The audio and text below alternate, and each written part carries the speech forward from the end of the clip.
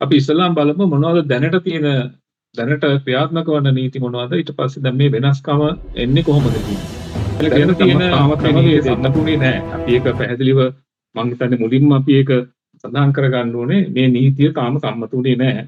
අද පාර්ලිමේන්තුවේදී home secretary මේ සම්බන්ධයෙන් තමන්ගේ අදහස් කරුණු දැක්වීම ඉදිරිපත් කළා. ඒ සමගම දැනටමත් ඒ සම්බන්ධයෙන් වන මේ පේපර් එක පබ්ලිෂ් වෙලා තියෙනවා ගවර්න්මන්ට් වෙබ්සයිට් එකක. ඒතකොට මේ පේපර් එක බලපෑමෙන්නේ අවුරුදු මාස 30කට, ඒ කියන්නේ අවුරුදු දෙකමාරකට. ඒතකොට අවුරුදු දෙකමාරකට ලැබුණාට පස්සේ ඒ අවුරුදු දෙකමාරෙන් පස්සේ තවදුරටත් මේ වීසා එක අවුරුදු 5 ඊට වඩා අවුරුදු ගානකට වළංගු වෙනවද කියන එක ගැන ගැරන්ටියක් නැහැ. අවුරුදු දෙකමාරකට මේගොල්ලෝ මේ asylum status එක, refugee status එක රිවිව් කරනවා. ඒතර කාර්මික මේක බලපාන්නේ කියන එක. ඒකට ඒගොල්ලන්ට අනිවාර්යයෙන්ම අලුතෙන් ඇප්ලයි කරන අයට මේක අනිවාර්යෙන් බලපාන. ඊට අමතරව දැන් අපි බැලුවොත් දැනටමත් ILR එක අරගෙන තියෙන අය. එතකොට ILR එක දැනටමත් අරගෙන තියෙන අය, ස්ථිර පදිංචිය දැනටමත් අයදුම් කරලා තියෙන අයට මේක බලපාන්නේ නැහැ කෙනෙක්. මොකද මෙතන තමයි රොෂාන් ප්‍රශ්නේ තියෙන්නේ. දැන් මේ ස්ටේට්මන්ට් එක හොඳට කීප සැරයක් කියුවා. නමුත් ඒ ස්ටේට්මන්ට් එකේ හරි ඊට ඉස්සෙල්ලා මේ අපේ හෝම් සෙක්‍රටරි කියපු කාරණා ඒ කතා ඔක්කොම අහගෙන හිටියා. නමුත් ඒ කිසිම තැනක මේ සම්බන්ධයෙන් මොකක්ද කරන්න කියන එක තේරෙන්නේ නැහැ. ඒකට කලබල වෙන්න එපා. මේ asylum වල ඉන්න අය, නැත්නම් දැන් අවුරුදු 5 ඇතුළත ඉන්න අය, ඒ වගේම ඇප්ලිකේෂන් එකක් දාලා තියෙන අය, එහෙම කලබල වෙන්න එපා. මොකද තාම මේ නීතිය ඇවිල්ලා නැහැ. හැබැයි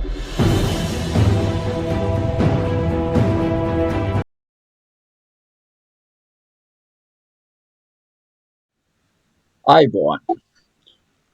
එංගලන්තයේ සංක්‍රමණික නීති මේ දවස්වල ඉතාමත් දැඩි කරන කාල සීමාවක් තමයි ගෙවිගෙන යන්නේ. ඉතින් ඔබ එංගලන්තයේ ජීවත් වෙනවා නම් ඔබ ඒක මේ වෙන විටත් දැනපුරුද්දෙන් දැකලා ඇති.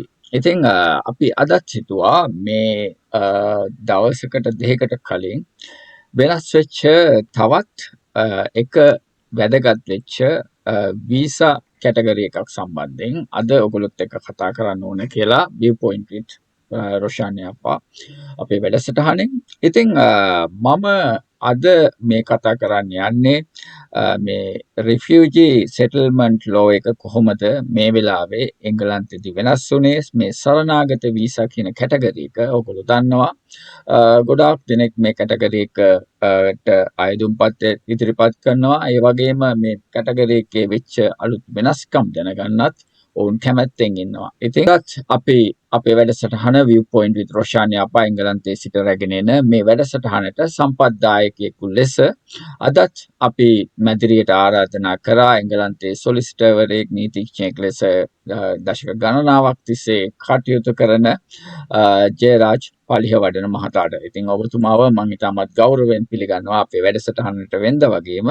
ඉතින් ආයිබෝවන් ඔබතුමාට ආයිබෝවන් කියලා පිළිගන්නවා. මුලින්ම ජයරාජ් මම ඔබතුමාගෙන් අහන්න කැමතියි.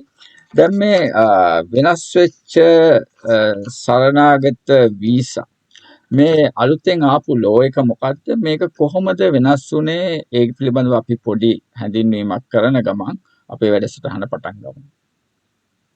ඔව්, thank you රොෂාන්.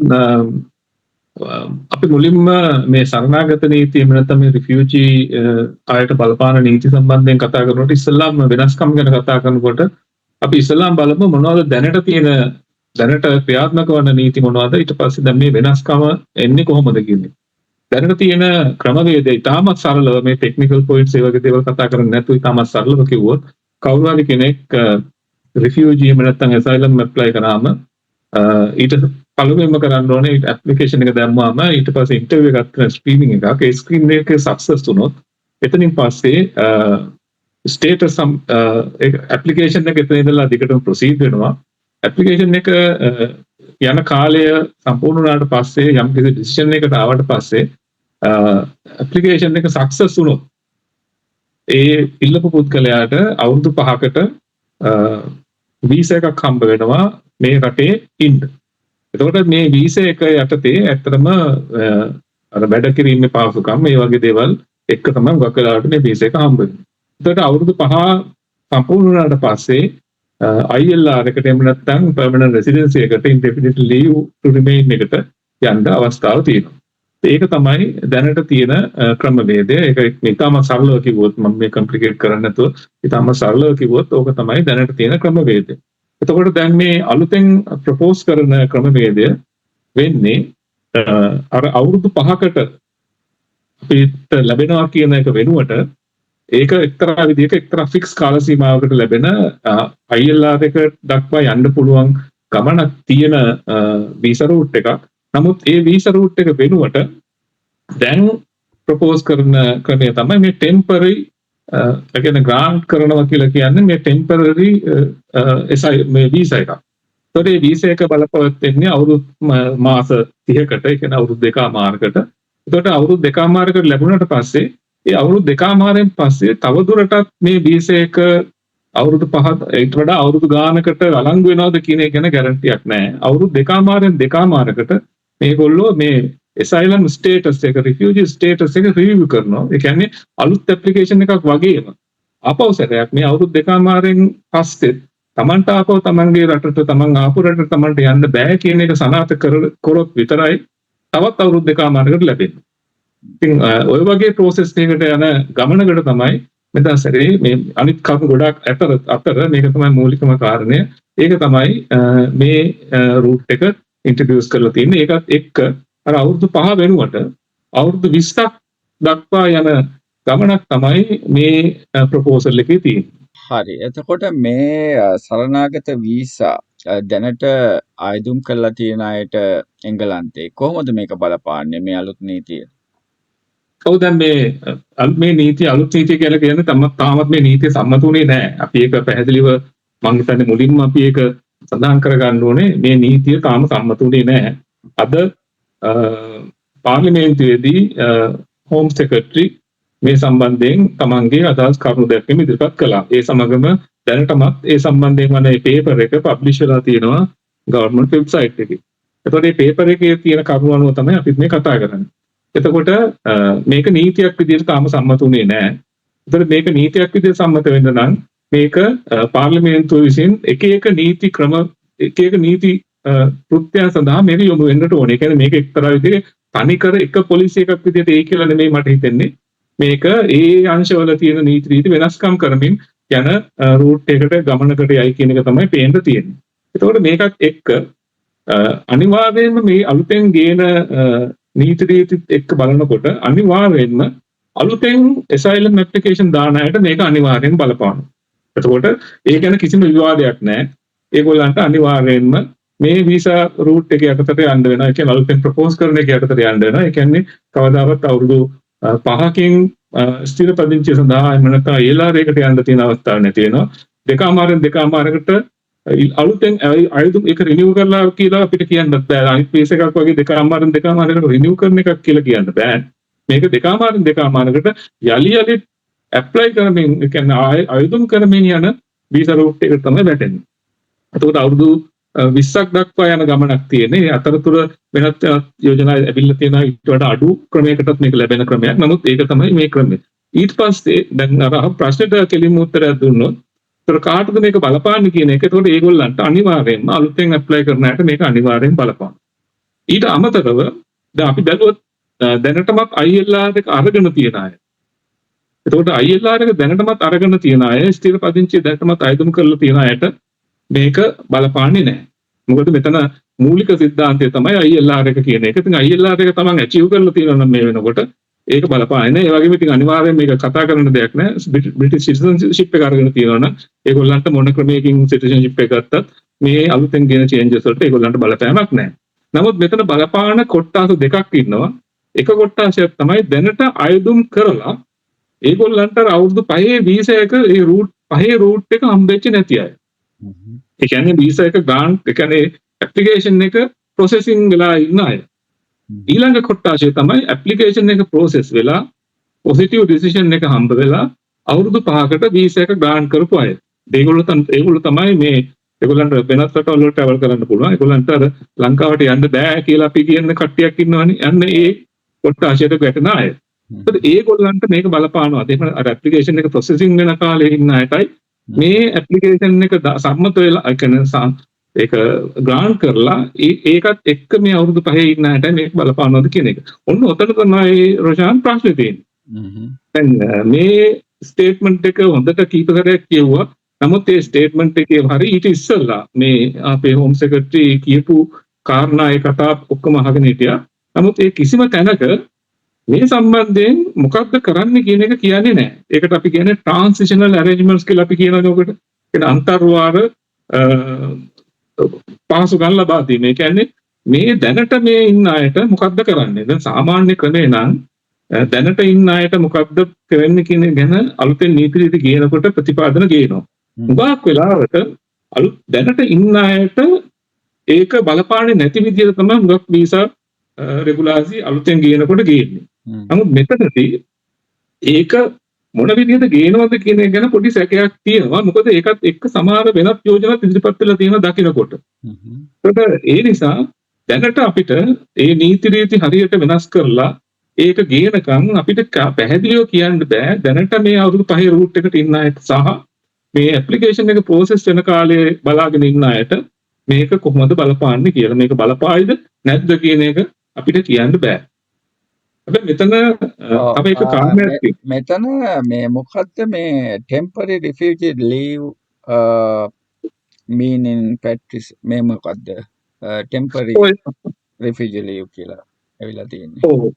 ඒක තමයි මේකේ තියෙන බේසික් ප්‍රින්සිපල් එක. ඒ කියන්නේ මේක ගේන අර මොකක් හරි අපි කියන බේසික් ප්‍රින්සිපල් එකක් තියෙනවා. ඒ ප්‍රින්සිපල් එක තමයි අර කවදා හරි දවසක පර්මනන්ට් වෙන්න තියෙන ඉඩකඩ නැති වීසා රූට් එකක් විදිහට මේක කැටගරයිස් කරන එක. ඒ කියන්නේ මේක ටෙම්පරරි රූට් එකක්. මේගොල්ලන්ට මේක ගිහිල්ලා ILR එක ගන්න බැරි වෙන්නද මෙතකොට මේක හදලා තියෙන්නේ කවදාවත්? ඔව්. ප්‍රැක්ටිකලි ඒක තමයි මෙතන අයිඩියා එක. මොකද ILR එක ගත්තට පස්සේ බෙනිෆිට් ගන්නවනේ.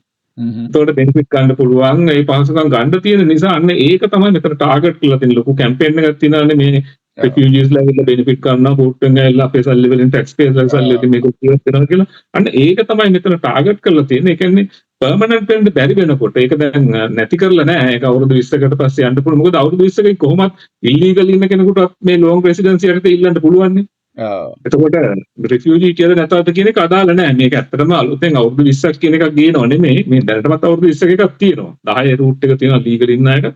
අවුරුදු 20ක රූට් එක තියෙනවා ඉල්ලීගලි සහ ලීගලි කලව මේ හිටපු අයට. එතකොට ඇත්තටම තියෙන්නේ ඒක තමයි. ඒතර ලොංග් රෙසිඩන්සි රූට් එක යටතේ ඊට පස්සේ යන්න පුළුවන්. හැබැයි මේගොල්ලෝ කියනවා මේක අර ටෙම්පරරි රූට් එකනේ දෙකමාරකට දෙන එක තමයි ප්‍රශ්න ටෙම්පරරි කියලා කියන්නේ. ඒ කියන්නේ දෙකමාරකට පස්සේ අලුතෙන් ඉල්ලන්න ඕන. ඒතර මේකෙන් කරන වැඩේ තමයි මේක ඉම්පොසිබල් කරනවා. ඔයා හිතන්න දැන් එක සැරයක් වීසා ලොකු කොච්චර අමාරුවෙන්ද asylum එකක් සක්සස් කරගන්නේ. මේ අමාරුවෙන් සක්සස් කරගන්න asylum එක ආයෙසරයක් ප්‍රූව් කරන්න ගියාම තාමත් තමාට ත්‍රෙට් එක තියෙනවා කියලා ආයෙසරයක් දෙකමාරකට පස්සේ ප්‍රූව් කරන්න යනවා කියලා කියන්නේ ඒක ලීසි වැඩක් නෙමෙයි. ඒක ලොකු අමාරු වැඩක්. මේක උසාවි ගිහිල්ලානේ උගත් දෙනෙක් asylum එක ගන්න නැතුව හොම ඔෆිස් එකෙන් asylum එක දෙනවා උගක් අඩුයිනේ. ඒත් මේ වගේ අමාරු වැඩක් තමයි මේ කියන්නේ. ඒ කියන්නේ තමන්ගේ රටේ තමන් කියපු කාරණා අනුව තමන්ට ත්‍රෙට් එකක් නැහැ කියන එක ආයෙසරයක් ඔප්පු කරන්න එපා. ඉතින් උතන තමයි මේක ටෙම්පරරි රූට් එකක් කියලා කියන්නේ. ඒක තමයි මේ ටෙම්පරරි ලීව් එකක් කියලා මෙතන මේ ස්පෙસિෆිකලි ප්‍රධාන වෙන්නේ. එතකොට මේක ෆැමිලිස් වලට කොහොමද බලපාන්නේ? ඔව් දැන් ඒ ගැනත් මෙතන කියලා තියෙනවා. දැන් මේ asylum වල තියෙන එක දෙයක් නේ අන්තිම මොහොතේ රිපෝට් කරන්න යනකොටත් මොනවා මේ asylum claims යටතේ හුඟක් වෙලාවට කියනවා මට රිපෝට් වෙන්න බෑ. මොකද මගේ පාර්ට්නර් ඉන්නවා මේ එංගලන්තේ. ඉතින් එයාත් එක්ක මට රීයුනියන් වෙන්න අවශ්‍යතාවයක් තියෙනවා. මගේ ළමයෙක් ඉන්නවා ලෙජිටිමේට්ද ඉල්ලෙජිටිමේට්ද කියන එක ප්‍රශ්නයක් නෙමෙයි මේ රටවල. මට ළමයෙක් ඉන්නවා. ඒ ළමයාට එක්ක මට රීයුනියන් එකක් තියෙනවා. මට මම ළමයාව දාලා යන්න බෑ. ඒ නිසා මාව තියාගන්න ඕනේ කියලා අන්තිම මොහොතේ ප්ලේන් එක නැගගට පස්සෙත් ඒ වගේ ක්ලේම්ස් ගේන වෙලාවල් තියෙනවානේ. ඒකට ජජස්ලා පුරුදු වෙලා තියෙනවා. අර හියුමන් රයිට්ස් වර්ධනය වීමත් එක්ක මේ රටවල එන්න නඩුකාරයෝ වුණත් මේ උසාවි වල වුණත් ටිකෙන් ටික හියුමන් රයිට්ස් වල වර්ධනීය අවස්ථාවන් ඇඩප් කරගන්න ඕනේ. ඒතකොට නීතිය කොහොම තිබුණත් මේ ව්‍යවස්ථාවල මොනවද තිබුණත් ඒ වගේ උසාවි විසින්ම නීති වර්ධනය කරගන්නවා. ඒතකොට ඒක එක්තරා ඇඩ්වාන්ස් පැත්තකට ගිහිල්ලා ඒ වගේ asylum cases වල ඉන්න අයට family life එක කියන එකට ඒකත් අර article 8 rights කියලා අපි කියනවනේ human rights වල. ඒ right එක apply කරලා family වලටත් මේ asylum ස්ටේටස් එක දිගට ලැබෙන විදිහට තමයි මේ සිස්ටම් එක තියෙන්නේ. ඒකට මේක තමයි රෙස්ට්‍රික්ට් කරනවා කියලා මේගොල්ලෝ කියන්නේ. දැන් මෙතනදී කලබල වෙන්න ඕනේ නැහැ. දැන් අර ෆැමිලි ලයිෆ් කියලා වෙනම හියුමන් රයිට්ස් ක්ලේම් එකක් තියෙනවා. අපි කියන්නේ අවුරුදු 7කට ළමයෙක් හිටියොත් මේ රටේ ඒ ළමයට ගන්න පුළුවන් ළමයෙක් අවුරුදු තමන්ගේ ජීවිත කාලෙන් භාගයක් හිටියොත් ගන්න පුළුවන් කියලා. ඒ වගේ අර ෆැමිලි රයිට්ස් කියන එකක් තියෙනවනේ. ඒකයි මේකයි අතර සම්බන්ධයක් නැහැ. ඒක තියෙනවා. නමුත් ඒක නෙමෙයි මේ කතා කරන්නේ. මේ එසයිලම් වලදී ඇත්තටම මේ ෆැමිලි එකට එන්න තියෙන අවස්ථාව නැති කිරීම තමයි මෙතන මේගොල්ලෝ මේ කියන්නේ. ඒක මොන විදියකට දැන් ජජස්ලට ඒ කියන්නේ කන්වින්ස් වෙන විදියට මේගොල්ලෝ නීති රීති කොයි විදිහට සකස් කරයිද කියන එක සහ ඒ නීති ජජස්ලා මොන විදියට ඉන්ටර්ප්‍රිට් කරයිද කියන එක අපිට දැන් ඉඳලා කියන්න බෑ. නමුත් එක්තරා විදිහක රෙස්ට්‍රික්ෂන් එකක් නම් එන්න තියනවා කියන එක පැහැදිලි. එතකොට දැන් මේ ඩිපෝටේෂන් අය වගේම රිමූවල්ස් කරන්න මේ වගේ දේවල් කොහොමද මේකෙදි සිද්ධ වෙන්නේ? මේ අලුත් නීතියෙන් ඩිපෝට් කරන්න ලේසිද? නඩු යන්න ඒවට මේවට නැතුව ටක් ගාලා ලීගලි බෑග්ග්‍රවුන්ඩ් එකක් ඒගොල්ලෝ ගේනවද මේකට කොහොමද? ඔව් දැන් මෙතන ටාගට් කරලා තියෙන තවත් එකක් තමයි මේ ඩිපෝට් කරන්න තියෙන අමාරුව. ඒ කියන්නේ අපි දැකලා තියෙන එක කළා මම ඉස්සෙල්ලත් කිව්වා වගේ ප්ලේන් එකට නැග්ගට පස්සේ ඩිපෝටේෂන් නවත්තන්න පුළුවන් විදිහට උසාවිය යනවා අපේ සොලිසිටර් ලෝයර්ස්ලා. එතකොට අන්න එතනදී ජජස්ලාට එක්තරා විදිහක ගයිඩ්ලයින් එකක් එහෙම නැත්නම් නීති සකස් කිරීමක් කරලා දැනුම දීමක් කරන්න බලාපොරොත්තු වෙන්නේ. එතනදී හුඟක් වෙලාවට ජජස්ලා සලකන්නේ ෆැමිලි ලයිෆ් එක. අන්නේ ෆැමිලි ලයිෆ් එක කියන එක නොසලකා අර සේෆ්ටි කියන එක විතරක්. ඒ කියන්නේ පබ්ලික් සේෆ්ටි එක තමයි හුඟක් වෙලාවට මෙතන සැලකෙන්නේ. ඒතර පබ්ලික් සේෆ්ටි එක විතරක් සලකලා ෆැමිලි ලයිෆ් එක කියන එක සම්පූර්ණයෙන්ම මේ පුද්ගලයාගේ ෆැමිලි ලයිෆ් එක කියන එක අමතක කරලා දාලා ඒක කන්සිඩර් කරන්නේ නැතුව අර පබ්ලික් සේෆ්ටි එක ගැන විතරක් සලකලා බලලා ජජස්ලා මේ ඩිපෝටේෂන් සම්බන්ධයෙන් කටයුතු කරයි කියන එක තමයි. ඒ වගේම රිමූව් කරනකොටත් ඒ රිමූවල් ඩිසිෂන් එක ගන්නකොටත් ෆැමිලි ලයිෆ් එක කියන එක හෝම් ඔෆිස් එක කන්සිඩර් කරන්න ඕනේ නැහැ කියන එක තමයි මෙතනදී යෝජනා කරන්නේ. එතකොට හියුමන් රයිට්ස් ඒ වගේම ජාත්‍යන්තර නීති මෙන්න මේ වගේ දේවල් කොහොමද මෙතනදී බලපාන්නේ? ඔව් මෙතනදී අපි පහදීව දැක්ක පහුගිය දවස්වල දැන් මේ හෝම් සෙක්‍රටරි මේ සම්බන්ධයෙන් ඒක පාර්ලිමේන්තුවේ යන්නත් ඉස්සෙල්ලා මේ ගැන ලොකු ප්‍රචාරයක් දුන්නා. ඒක ගැන ක්‍රිටිසයිස් වුණා අද පාර්ලිමේන්තුවේදී එහෙම කරේ මොකද කියලා. නමුත් ඒකත් එක්ක මේ ගොක් NGOs මේ විශේෂයෙන්ම මේ humanitarian grounds වලට වැඩ කරන ගොක් NGOs එහෙම මේ සම්බන්ධයෙන් ගොක් කතා කරලා තිබුණා. ඉතින් ඒකෙන් හුඟක් දෙනෙක් කියලා තිබුණ කාරණේ තමයි මේකෙන් හුඟක් වෙලාවට මේ රිෆියුජි ස්ටේටස් වල ඉන්න අයට ලොකු ඒ කියන්නේ ජීවත් වෙන්න බැරි තත්ත්වයක් ඇති වෙනවා. විශේෂයෙන්ම දැන් මේකේ තියෙන අපි දැන් නොකියපු එක කාරණයක් තියෙනවා. ඒ තමයි මේ තවදුරටත් අර පබ්ලික් ෆන්ඩින් ඒ කියන්නේ පබ්ලික් හවුසින් රයිට් එක නැති කරනවා කියන එක ඒක සිලෙක්ටිව් කරනවා කියලා. ඒ කියන්නේ ඒක හරි ලොකු ස්ට්‍රික්ට් ක්‍රයිටීරියා එකක් ගෙනල්ලා ඒක හුඟක් වෙලාවට රෙස්ට්‍රික්ට් කරන විදිහේ ක්‍රමයකට තමයි යනවා කියලා කියන්නේ. එතකොට ඒ වගේ දේවලුත් එක්ක හුඟක් දෙනෙකුට හෝම්ලස් වෙලා ඒගොල්ලෝ මානසික පීඩාවටපත් වෙලා ඒ වගේම දැන් අවුරුදු 10-20ක් විතර දෙකමාරෙන් රිනිව් කර ඉන්නවා කියන එක මහා මේක මානසික වදයක්. මිනිහෙක් කොයි වෙලාවක තමන්ගේ රටට යන්න වේද කියන එක ඒක මානසිකව විඳවන්න වෙන එකක්. ඒ වගේ දේවලුත් එක්ක හුඟක් දුරට මේ මිනිස්සුන්ට ලොකු ප්‍රශ්නයක් වෙලා මේ ඒක මානව අයිතිවාසිකම් තමයි ධර්ම ලෙස උල්ලංඝනය කිරීමක්. ඒගොල්ලන්ගේ humanitarian grounds සලකලා බලන්න ඕනේ කියන කතාවක් මේ NGO ඉදිරිපත් කරලා තියෙනවා. ඉතින් ඒ සම්බන්ධයෙන් මම හිතන්නේ ඉදිරියේදී කරුණු සිද්ධ වෙයි. මම හිතන්නේ දැන් මෙතනදී අර අපි ඔතනදී වැදගත්ම දේ තමයි මතක තියාගන්න ඕන දේ තමයි දැන් මේ නීතියක් විදිහට මේක සම්මත වෙලා නැහැ. දැන් මේ පේපර් එකත් එක්ක හෝම් සෙක්‍රටරි කරපු කතාවෙන් අපිට පැහැදිලි මේක ඉස්සල්ලාම කන්සල්ටේෂන් එකකට යොමු වෙනවා. ඒ කන්සල්ටේෂන් එකේදී අවස්ථාව ලැබෙනවා මේ NGOs වලට තමන්ගේ අදහස් ඉදිරිපත් කරන්න. එහෙම නැත්නම් ඒ සඳහා පාර්ශවයන් වලට තමයි ඉන්ට්‍රස්ට් එකක් තියෙන අනිත් පාර්ශවයන්ට කරුණු ඉදිරිපත් කරන්න අවස්ථාව ලැබෙනවා. ඒකත් එක්ක මේ කන්සල්ටේෂන් එකේ ප්‍රතිඵලත් විදිහට තමයි මේ අලුතෙන් ගේන නීතියේ වෙනස්කම් සිදු වෙන්නේ. ඉතින් මේ හොඳ අවස්ථාවක් ඒ වගේ අයටත් තම තමන්ගේ අදහස් ඉදිරිපත් කරන්න. ඔව් දැන් එතකොට දැන් මේ වෙලාවේදී ලෝයර්ස්ලා එහෙම නැත්නම් මේ රිෆියුජි දාන අය මේ වගේ අයට මොනවාද දෙන්න තියෙන උපදෙස් මේ වගේ වෙලාවක කොහොමද දැන් වැඩ කරන්න ඕන අලුත් නීතියත් එක්ක මේක එන්නේ අමාරු වෙන තත්ත්වයක් තමයි පේන්නේ. මොනවාද ඒගොල්ලෝ ගන්න පියවර මොනවාද? ඔව් එතකොට මෙතනදී දැන් හුඟක් වෙලාවට දැන් මේ සම්බන්ධයෙන් කියන්නේ මේ සබ්ජෙක්ට් එකට යොමු වෙලා ඉන්න හුඟක් වෙලාවක කියන්නේ Tamanට මේක බලපෑමක් වෙනවා කියලා හුඟක් වෙලාවට Tamanට අවබෝධයක් ඇතුව ඉන්න අයට හුඟක් වෙලාවට සිද්ධ වෙනවා. ඇත්තටම Tamanට හරි නීති උපදෙසක් ලබා ගන්න දැන් Taman ඉස්සරහට මොකද්ද කරන්න ඕනි කියන කාරණේ ගැන. එතකොට මෙතනදී දැන් මම ඉස්සෙල්ලා කිව්වා වගේ මේ නීතිය වෙනස් කිරීම සම්බන්ධයෙන් යම්කිසි ආකාරයක කටයුතු කිරීමක් කන්සල්ටේෂන් එකකදී තමන්ගේ කරුණු ඉදිරිපත් කිරීමක් ඒ සම්බන්ධයෙන් ක්‍රියාත්මක වන NGOs වලට සහ ඒ solicitors හරි කාර්ම වලට උනන්දු දක්වන අයට ඉදිරිපත් කරන්න පුළුවන්. මෙතනදී වැදගත්ම දේ වෙන්නේ මේකට පාදක වෙලා ඉන්නේ කියන්නේ යම්කිසි ආකාරයක මේ asylum දැනට approve වෙලා ඒක අවුරුදු 5 ඇතුළත ඉන්න අයට සහ ඒකට ඇප්ලයි කරලා රිසල්ට් එක බලාපොරොත්තු වෙමින් ඉන්න අයට දැන් මොන විදිහේ සූදානම් වීමක්ද සිදු වෙන්න ඕනේ කියන එක. මේකේ තියෙන පොඩි අලුත් කතාවක්. දැන් අපි මේ හැම කෙනාම කතා කරපු මේ දැන් අපි කතා කරේ සාමාන්‍ය බේසික් කතාවනේ. මේ කරුණු වලට අමතරව දැන් අපිට පෙන්වුම් කරලා තියෙන අවුරුදු 20කට යන ගමනක් තියෙන ටෙම්පරරි එකක්. මේක PNT-ට මාස PNT-ට වෙනස් වෙනවා කියලා ඕක තමයි මේ බේසික් කතාව.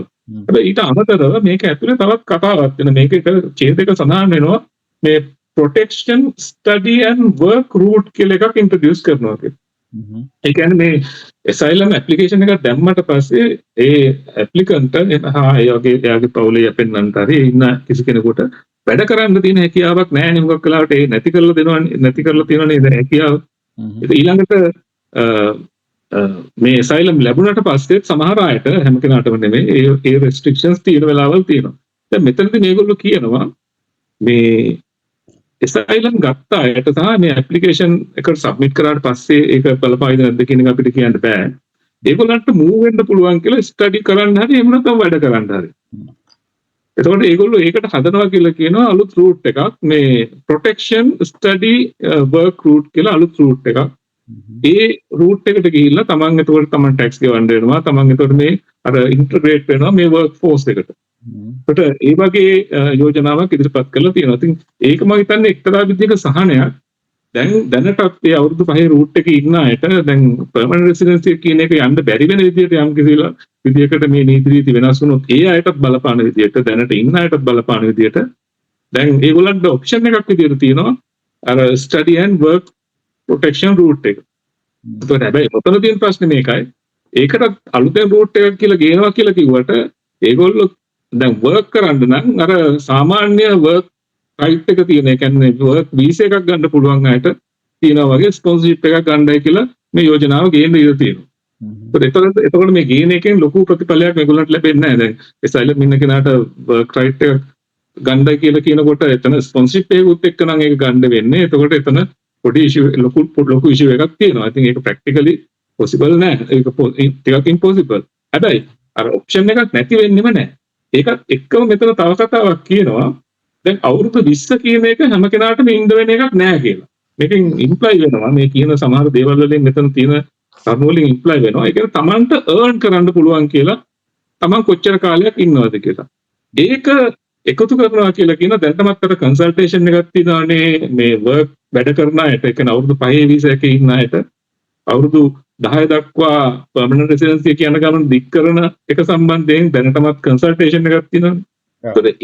ඒ route එකට මේකත් ඉන්ටිග්‍රේට් කරනවා වගේ ඉම්ප්ලිකේෂන් එකක් මේ පේපර් එකේ තියෙනවා. ඒ කියන්නේ Tamanට earn කරන්න පුළුවන් Taman අවුරුදු 20ද ඉන්නේ එහෙම නැත්නම් ඊට වඩා අඩු ප්‍රමාණයක්ද මේකේ ඉන්නේ කියන එක Tamanට earn කරන්න පුළුවන් සිස්ටම් එකක් ගේනවා. ඒකට අර දැනට ඉන්න අයට මේකෙන් අර ඉම්ප්ලයි වෙනවා ඊට වඩා දැන් හිතන තරම්ම මේක අමාරු වෙන එකක් නෑ කියලා කියනවා. අමාරු තමයි. නමුත් Taman වැඩ කරනවා නම් තමන් මේ සොසයිටි එකත් එක්ක හොඳට ඉන්ටිග්‍රේට් වෙලා තමන් ටැක්ස් ගෙවාගෙන තමන්ගේ ඒ පොසිටිව් විදිහට මේ රටේ ඒ asylum වුණත් ඉන්නවා නම් ඒකෙන් තමන්ට අර වැඩි කාලයක් ඉඳ තියෙන බාධාව නැති වෙන්න ඉඩ තියෙනවා මේ සිස්ටම් එකත් එක්ක අලුතෙන් ගේන සිස්ටම් එකත් එක්ක. නීති ටික කවද වගේද මේක ගේන්නේ මේක ඇතුළත් කරන්නේ ඇක්ටිව් කරන්නේ කොහොමද ඒක කටයුත්ත වෙන්නේ? මේක කියලා දෙන විදිහට මේක එකපාර එක රූල් එකක් විදිහට එක චේන්ජ් එකක් විදිහට අනිකර එක වෙලාවක ගේන එකක් විදිහට නෙමෙයි පේන්නේ. මේක එක එක නීති වෙන එක එක වෙලාවල් වල කියන සිස්ටම් එකක් තමයි දකින්න තියෙන්නේ. එතකොට ඒ නීති රීති ඒ වෙලාවට වෙනස් කරලා මේක ස්ථිර කරයි කියන එක තමයි එන්න තියෙන්නේ. හැබැයි මේ මොනවා කරන්න වුණත් මේක පාර්ලිමේන්තුවේ නීතියක් විදිහට සම්මත වෙන්න ඕනේ ඉස්සෙල්ලා. එතකොට පාර්ලිමේන්තුවට සම්මත නොවි වෙනස් කරන්න පුළුවන් සමහර දේවල් තියෙනවා. නමුත් මේක ලොකු මේජර් චේන්ජ් එකක්. ඒත් මේ සමහර ඇක්ට් වෙනස් කරන්න වෙනවා. ඒත් ඒ වගේ දේවල් කරන් ඉස්සෙල්ලා කන්සල්ටේෂන් එකක් අනිවාර්යයෙන්ම තියන්න ඕනේ. දැන් මේ දවස්වල අර permanent residence එකට තියෙන කන්සල්ටේෂන් එක 5-10 කරන එකට තියෙන කන්සල්ටේෂන් එක දැන් මේ මාසෙකින් ඉවර වෙනවා. ඒතකොට ඒ කන්සල්ටේෂන් එක වගේ මේ සම්බන්ධයෙන් කන්සල්ටේෂන්ස් තියන්න වෙනවා. ඒ කන්සල්ටේෂන්ස් වල ප්‍රතිඵල විදියට ඒවා ඒ කොමිටිස් වලට යනවා. ඒ කොමිටිස් වලින් ඒකත් එක්ක හෝම් ඔෆිස් එක ඒ ඩ්‍රාෆ්ට් කරනවා ඒ නීති රීති. ඒවා පාර්ලිමේන්තුවේ විවාද වලට ගන්නවා. එහෙම නැත්නම් ඒ ස්ටේට්මන්ට්ස් ඔෆ් චේන්ජස් කරන්න පුළුවන් නම් විවාද පාර්ලිමේන්තුවට යන්නේ නැතුව ඒ චේන්ජස් ඉදිරිපත් වෙනවා. ඒ නිසා මේවා අර එකපාර වෙයි කියලා අපිට පේන්නේ නැහැ. ඉතින් මේකට කාලයක් යන කොහොමත් 2026 දී යම් චේන්ජස් වෙන්න ඉඩ තියෙනවා. මොකක් වෙලාවට 2026 මුලම නෙමෙයි මේ මැද හරිය වගේ සමහර චේන්ජස් ඉදිරිපත් වෙයි කියන ලකුණු තමයි පේන්න තියෙන්නේ. ඔව් එතකොට මේ රිෆියුජි වීසා දාපු එහෙම නැත්නම් දාන්න ඉන්න කෙනෙක්ට දෙන්න තියෙන උපදේශයක් තියෙනවද මේ වෙලාවේ මොකද්ද කරන්න හොඳම දේ? දැන් පහුගිය කාලෙම මම ඇඩ්වයිස් කරලා තියෙනවා උගත් වෙනකොට රිෆියුජි වීසා දාන්න එපා. ඒක ලාස්ට් ඔප්ෂන් එක විදිහටවත් දාන්න එපා. මොකද දැන් තියෙන සිටුේෂන්ස් එක බලනකොට පහුගිය කාලේ අපි දැකපු අත්දැකීම් එක කාලයක් තිබුණා රිෆියුජි වීසා දාන්න පුළුවන් කාලේ. ඊට පස්සේ තෝච එකක් වගේ තමයි ධර්ම විද්‍යාව සහ සම්බන්ධයෙන් වීසා මේ asylum දාන්න පුළුවන් හැකියාවක් තිබුණා. දැන් එන්න මේක අමාරු වෙලා දැන් මේක තාමත් impossible සබ්ජෙක්ට් එකට තමයි දැන් ඇවිල්ලා තියෙන්නේ. දැන් මෙතන කතා කරන්නේ මේ බෝට් වලින් එන අය ගැන නෙමෙයිනේ අපි. දැන් මේ හැමදේම වලටම හේතුව බෝට් වලින් එන අය තමයි. නමුත් මේ නීති රීති ඇත්තටම බලපාන්නේ බෝට් වලින් එන අයට නෙමෙයිනේ. දැන් ස්ටුඩන්ට් කෙනෙක් විදිහට ඇවිල්ලා ඊට පස්සේ තමන්ට දාන්න පුළුවන් ඇප්ලිකේෂන් ඔක්කොම දාලා වර්කින් රයිට්ස් වලට try කරලා ස්පොන්සර්ෂිප් වලට try කරලා දුකුත් බැරි වුණාම උගත් දෙනෙක් asylum දාලා තියෙනවානේ. අපි ඒක ප්‍රැක්ටිකල් එක හරි නෑ වැරදි තමයි. නමුත් උගත් දෙනෙක්ගේ අන්තිම ඔප්ෂන් එක විදිහට මේක ටෙස්ට් කරලා තියෙනවා. ඒතර ඒ හින්දා මේක එක්තරා විදිහක දැන් හෝම් ඔෆිස් එක දන්නවා මේකෙන් මොකද්ද මේගොල්ලෝ උගත් දෙනෙක් කරලා තියෙන්නේ කියලා. ඒතකොට ඒ නිසා දැන් රිෆියුසල් ප්‍රමාණය හරි වැඩි. ඒතකොට මේ උගත් දෙනෙක්ට හියුමනිටේරියන් විදිහට ග්‍රවුන්ඩ්ස් ඉදිරිපත් කරන්න හරි අමාරුයි. මොකද ආපු ගමන්ම තමන් ඉදිරිපත් කරන කාරණා නේ පස්සේ ඉදිරිපත් කරපු කාරණා තමයි තියෙන්නේ. ඒ නිසා දැනටමත් අමාරු සිස්ටම් එකක් තමයි මේ රිෆියුජි කියන එක asylum කියන එක. ඒ වගේ තමයි දැන් ඉස්සරහට මේක තවත් අමාරුයි. ඒ නිසා මගේ උපදේශ තමයි කිසි කෙනෙකුට මේ රූට් එකේ යන්න එපා, මේ asylum රූට් එකේ යන්න එපා. මේක කරන්නම දෙයක් නැති වෙලා අන්තිම මොහොතේ වුණත් මේක කරන්න එපා. ඉතින් මේක ප්‍රැක්ටිකලි පොසිබල් නෑ. ඊට ඉස්සෙල්ලා කරන්න පුළුවන් දේවල් තියෙනවා. දැන් ගොඩක් වෙලාවට තමන්ට ලංකාවට යන්න බැරි හේතුවක් තියෙනවා human rights grounds වලින් මොකක් හරි තමන්ගේ same sex recognition එකක් ගන්න නෑ ලංකාවට. religious පැත්තෙන් තමන්ට යම් කිසි discrimination තියෙන ලංකාවේ ඉන්න බැරි තත්ත්ව ඒ වගේ දේවල් තියෙනවා. ඒ වගේ සමහර employment issues මේ රටේ තියෙන අයට සමහර වෙලාවට යන්න බැරි හේතු දෙනවා නඩු ඉවර වෙනකන්. ඒ වගේ සමහර හේතු තියෙනවා තනියම ඉන්න අයට. ඒ වගේ අයට ඒ පැත්තෙන් human rights FLR HRO වගේ human rights application වලට යන්න පුළුවන්. ඊට අමතරව ෆැමිලි එකක් විදිහින් ඉන්න අයට අවුරුදු 7ක් හිටියොත් කොහොමත් ළමයින්ට ඒක ලබා ගන්න පුළුවන්. නමුත් ඊට අඩු ඉන්න අයට උනත් යම්කිසි ආකාරයක ෆයිට් එකක් දෙන්න පුළුවන් සමහර human rights grounds මේ එක දාන්න පුළුවන් ඇප්ලිකේෂන් තියෙනවා. ඉතින් ඒ වගේ දෙයකට යනවා ඇරෙන්න ඒකෙන් අත්‍තරම සාර්ථක ප්‍රතිඵල ගන්නවාද කියන එක 100% අපිට කියන්න බෑ. තමන්ගේ grounds අනුව තමන් ඉදිරිපත් කරන කරුණු වල තමයි ඒක තීරණය වෙන්නේ. නමුත් අඩුම තරමින් ඒ වගේ දේවල් වලට යනවා ඇරෙන්න මේ asylum කියන එකට තවදුරටත් යන්න කියලා නම් අපි කිසිම කෙනෙකුට ඇඩ්වයිස් කරන්නේ නැහැ. ඔබට බොහොමත්ම ස්තුතියි ජයරාජ් අද අපිත් එක්ක එකතු වෙලා මේ දැනුවත් කිරීම සම්බන්ධයෙන් අපි ඉදිරියේදීත් මේ වගේම ඊළඟ චේන්ජස් ඔබ කිව්වා අර අවුරුදු 5-10 කරන ILR එක දැන් මේ වෙන විට නීතිය සම්පාදනය වෙමින් පවතින දෙයක්. අපි ඒකේ අප්ඩේට්ස් උත් එක්ක නැවත වතාවක් ඊළඟ වැඩසටහනකින් හම්බ වෙමු. ඔබට මොකක් හරි මග හැරුණාද මේ වෙලාවේ තව කියන්න තියෙන දෙයක් නැත්නම් අවසාන වශයෙන් මම හිතන්නේ අපි කියන්න ඕනේ මේ මොන නීති රීති ගෙනාවත් අපේ මේ රටේ ඉන්නවා නම් කවුරු හරි තනියම හරි එහෙම නැත්නම් ෆැමිලි එකක් විදිහට හරි මේ රටේ ඉන්නවා නම් බය වෙන්න එපා.